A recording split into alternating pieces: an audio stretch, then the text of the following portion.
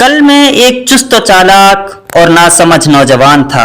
میرا خیال تھا کہ میں ساری دنیا کو بدل ڈالوں گا۔ یہ کوئی بڑی بات نہیں ہے۔ آج میں ایک تھکا ہوا سمجھدار بوڑھا آدمی ہوں۔ میرا خیال ہے میں خود کو بدل ڈالوں، یہ بھی بہت بڑی بات ہے۔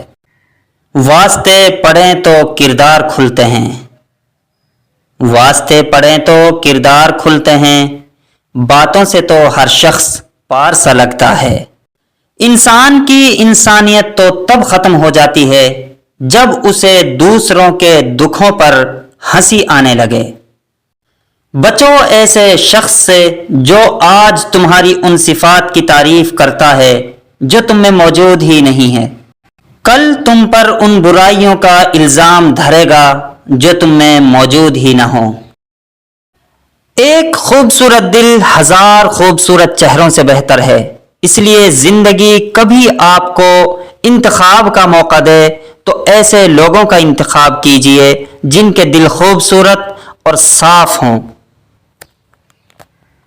ہمارے والدین ہمیں بچپن میں شہزادوں کی طرح پالتے ہیں، لہٰذا ہمارا یہ فرض بنتا ہے کہ ان کے بڑھاپے میں ان کو بادشاہوں کی طرح رکھیں۔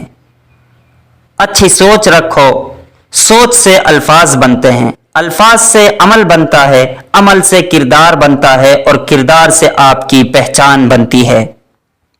میں نے زندگی سے پوچھا، تو اتنی مشکل کیوں ہے؟ زندگی نے ہنس کر کہا، یہ دنیا آسان چیزوں کی قدر نہیں کرتی۔ کھجور کی گٹھلی پر باریک سا جھلی نما ایک چھلکا ہوتا ہے جسے قطمیر کہتے ہیں۔ اللہ فرماتا ہے انسان اس کا بھی مالک نہیں، پھر اکڑ کیسی؟ جھوٹ بول کر بھروسہ توڑنے سے بہتر ہے سچ بول کر رشتہ توڑ دیا جائے۔ رشتہ پھر جڑ جائے گا، بھروسہ کبھی نہیں جڑتا۔